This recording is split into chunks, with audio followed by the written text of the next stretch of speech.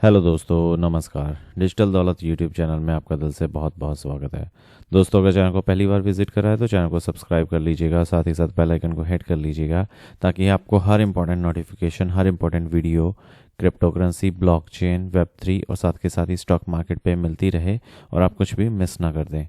दोस्तों, आज हम बात करने वाले हैं सिर्फ एक कंपनी के बारे में। हम जानेंगे भैया, अभी वो लिस्ट हुई नहीं बट उसका रिसेंटली आईपीओ आया था और बहुत सक्सेसफुल आईपीओ रहा है। मतलब मैंने अपनी हिस्ट्री में इतना कोई अच्छा सक्सेसफुल आईपीओ बहुत रेयर देखे हैं। ठीक है दोस्तों जी, हम बात करने वाले हैं हाईवे की आईपीओ के बारे में। ये लोगों भैया आपने देखा होगा अगर आप हाईवे पे ट्रैवल करते हैं, ठीक है। और इसमें क्या है भाई कि ये जैसा कि आपको देख भी सकते हो, ये किस क्या बिजनेस है इनका भैया। ये है हाईवे मेंटेन करने का बिजनेस, ठीक है। इनके नाम में भी इनका बिजनेस बता रहा है, ठीक है। ये लोगो भी इनका बिजनेस बता रहा है। तो चीज़ें काफ़ी, अब बिजनेस को मतलब समझने की कोई खास दिक्कत नहीं होगी, ठीक है। तो अब इसमें देखते हैं भैया, जो हाईवे इंफ्रास्ट्रक्चर लिमिटेड है, ठीक है, ये इतना सक्सेसफुल क्यों रहा भाई, ठीक है। क्या हुआ, इसके अगर नंबर्स देखें भाई तो आप यहाँ पर देख सकते हो the IPO for highway infrastructure, ठीक है।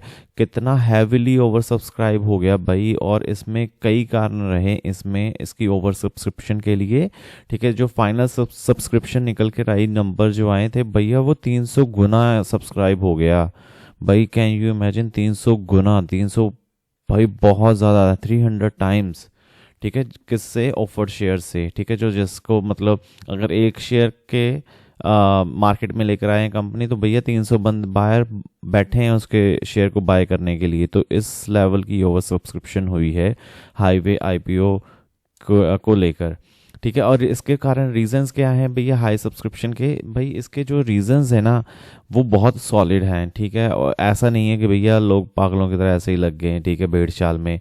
तो ऐसा कुछ भी नहीं है भाई। अगर आप देखोगे तो स्ट्रॉन्ग इन्वेस्टर कैटेगरी है, मतलब काफ़ी स्ट्रॉन्ग इन्वेस्टर्स आए हैं इसको पार्टिसिपेट करने में, इस आईपीओ में, ठीक है। और आईपीओ में कैसा है कि सब सेक्टर्स में, जैसे हमारा होता है रिटेल सेक्शन, ठीक है, एचएनआई सेक्शन भी बहुत ज़्यादा ओवर सब्सक्राइब्ड हुआ है। तो मतलब मान के चलें भैया, हर सेक्शन जो है बैंकिंग सेक्टर है वो भी बहुत ज़्यादा ओवर सब्सक्राइब हुआ है इस आईपीओ में, ठीक है। अब नॉन इंस्टीट्यूशनल इन्वेस्टर्स जैसे एनआईआईज जो होते हैं, हाई नेट वर्थ इंडिविजुअल्स जिसको हम कह देते हैं, ठीक है। अब मतलब जिसमें हाई नेट इंडिविजुअल इसका ही पार्ट होते हैं, ठीक है, नॉन इंस्टीट्यूशनल इन्वेस्टर्स के, भैया वो हो गए हैं 447% भाई। बहुत तगड़े लेवल की सब्सक्रिप्शन हुई है इसमें, ठीक है। और सबसे ज़्यादा यही हुए हैं भाई 447। उसके बाद क्वालिफाइड इंस्टीट्यूशनल इन्वेस्टर्स, ठीक है, जब बायर्स कह लो आप, ठीक है, जैसे कि बैंक म्यूचुअल फंड्स, तो वो हुए हैं 420%, ठीक है, 0.57 टाइम्स, ठीक है। और जो हमारा रिटेल सेक्शन है भैया, वो थोड़ा सा, उसमें भी बहुत ज़्यादा एंथुजियाज्म थी, ठीक है, 155% जो है रिजर्व शेयर्स को लेकर ओवर सब्सक्राइब कर दिया है ऑलरेडी। तो भाई इन चीज़ों का मतलब क्या हुआ, क्या है रीज़न, क्या है इतनी ओवर सब्सक्रिप्शन का? तो भाई एक रीज़न ये है कि इसका जो ग्रे मार्केट प्रीमियम बताया जा रहा है ना। अब ग्रे मार्केट प्रीमियम का मैं जल्दी से बता देता हूँ भाई। क्या होता है कि जैसे कोई काला जो जो सट्टा बाज़ार होता है ना, आप जी कह लो, ठीक है, उसमें क्या होता है कि भैया बोली लगती है कि ये जो आईपीओ है किस लेवल तक जा सकता है। तो उसमें क्या बताया जा रहा है कि जो एचआईएल है, ठीक है, हाईवे इंफ्रास्ट्रक्चर लिमिटेड का जो आईपीओ है, ठीक है, इसमें क्या है 57% तक की लिस्टिंग हो सकती है, क्योंकि ये इसका जो प्राइस बैंड है, जिस प्राइस बैंड पे आपने बाय करा होगा, अगर आपने सब्सक्राइब करा है भाई, तो 70 रुपये पर शेयर के हिसाब से आया है, ठीक है। और इसका जो बताया जा रहा है, वो लिस्टिंग बताई जा रही है 110 रुपये की, ठीक है, 40 रुपये का गेन हो रहा है। तो इसमें कितना हो गया भैया, 57% का गेन दिखा रहा है लिस्टिंग के टाइम पे ही भाई। मतलब बहुत अच्छा गेन है, बहुत बड़ा गेन है। और इसके साथ क्या हुआ है भैया, जो इन्वेस्टर का सेंटिमेंट था वो बहुत ही ज़्यादा पॉजिटिव रहा इसके लिए, ठीक है। और पोटेंशियल लिस्टिंग गेन को देखते हुए बहुत ज़्यादा ही ओवर सब्सक्रिप्शन हुई है, ठीक है। और दूसरे बात क्या है भैया, चलो ये तो ओवर सब्सक्रिप्शन हो गई है, ठीक है, ग्रे मार्केट प्रीमियम ज़्यादा है भाई। अगर कंपनी के फंडामेंटल्स भी देखोगे ना और ग्रोथ प्रोस्पेक्ट भी देखोगे तो इन्वेस्टर्स क्या हैं भैया, कंपनी के बिजनेस को बहुत ज़्यादा हेल्दी मान रहे हैं, ठीक है। इसमें सॉलिड कंपनी है, ठीक है, कोई फंडामेंटल्स में खराबी नहीं है, ठीक है, ग्रोथ प्रोस्पेक्ट भी है। ऐसा नहीं है भैया कि बिजनेस आने वाले टाइम में अच्छा नहीं करेगा तो अच्छा भी करेगा, ठीक है। क्योंकि जो HIL है, क्योंकि 3 डेकेड से हैं, 30 साल से हो गए हैं, और क्या करते हैं भैया ये काम, ये टोल कलेक्शन करते हैं, इंजीनियरिंग, ठीक है, प्रोक्योरमेंट एंड कंस्ट्रक्शन, ठीक है, EPC प्रोजेक्ट्स में डील करते हैं, जो कि इनका कोर बिजनेस है, ठीक है।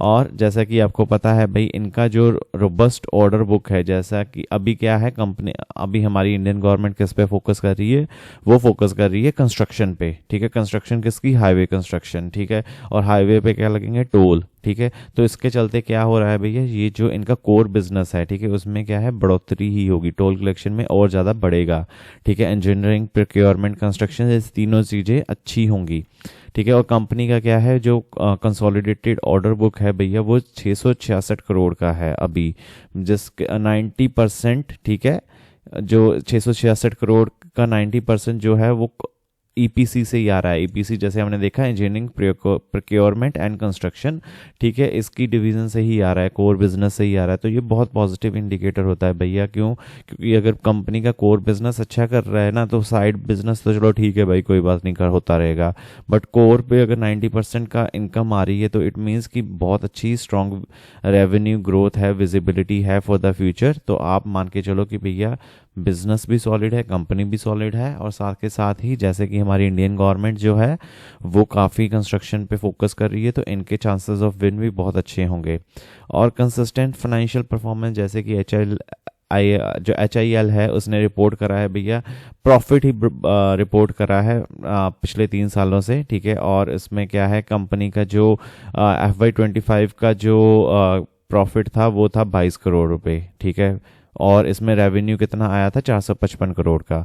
तो बहुत अच्छा रेवेन्यू है, बहुत अच्छा प्रॉफिट है, ठीक है। गवर्नमेंट का भी जैसे हमने बात करी कि भैया अभी तो इंफ्रास्ट्रक्चर पे पूरा फोकस है, ठीक है।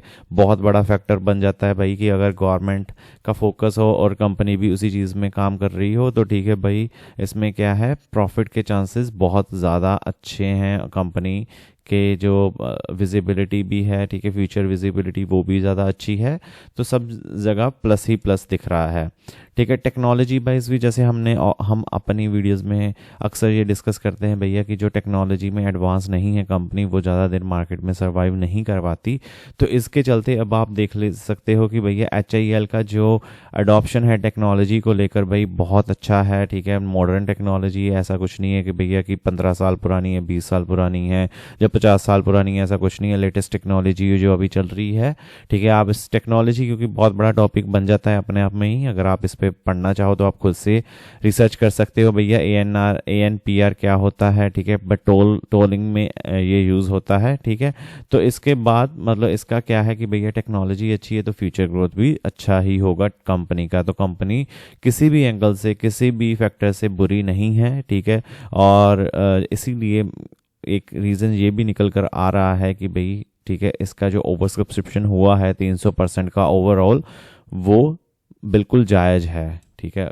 कोई आशा मतलब कोई आश्चर्य नहीं होता कि भैया 500% भी हो जाता। आई थिंक कईयों ने मिस कर दिया होगा, बट हाँ, बहुत अच्छा इसका ओवर सब्सक्रिप्शन निकल कर आया है।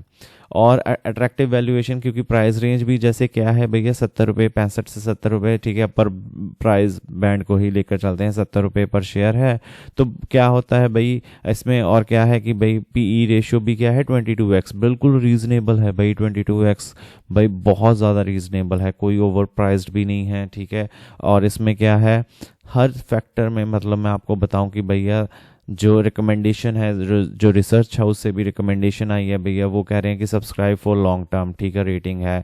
और इसमें क्या है, इन्वेस्टर का इतना कॉन्फिडेंस बूस्ट हुआ, इतना कॉन्फिडेंस बूस्ट हुआ कि हर तरफ से इसको क्या है, अप्रूवल ही मिली, हर तरफ से इसको जो है ग्रीन सिग्नल ही मिला, प्लस पॉजिटिव ही दिखा, ठीक है। कोई नेगेटिव इतना बड़ा कुछ नहीं दिख रहा, कोई छोटा मोटा होगा तो होगा, बट हाँ, मेरी रिसर्च से मैंने जैसे थोड़े बहुत जो आर्टिकल स्टडी करे, ठीक है, उसमें कुछ भी नेगेटिव नहीं है, ठीक है। कंपनी बहुत ही ज़्यादा अच्छी है, ठीक है।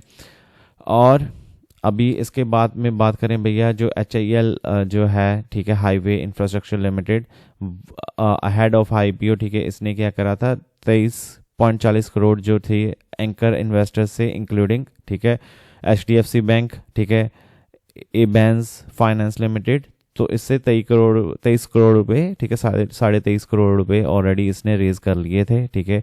और इसमें क्या होगा कि भैया जो this institutional backing served as a strong vote of confidence, ठीक है। और क्योंकि क्या हुआ, अहेड ऑफ IPO, ठीक है, अगर आप पहले किसी और इंस्टीट्यूशनल इन्वेस्टर से, जैसे कि HDFC बैंक, ठीक है, एबैंस फाइनेंस लिमिटेड, ठीक है, तो इनसे अगर पैसा भी ऑलरेडी आपने क्या करा, ठीक है, थोड़ा सा उठा लिया, तो इट मीन्स कि और भी इससे इन्वेस्टर्स का कॉन्फिडेंस बूस्ट हुआ। क्यों इन्वेस्टर का कॉन्फिडेंस बूस्ट हुआ? क्योंकि भैया इन्होंने भी अपनी रिसर्च करी होगी, क्योंकि आपको पता है भैया बैंक अपना पैसा बहुत सोच समझ के किसी को देता है।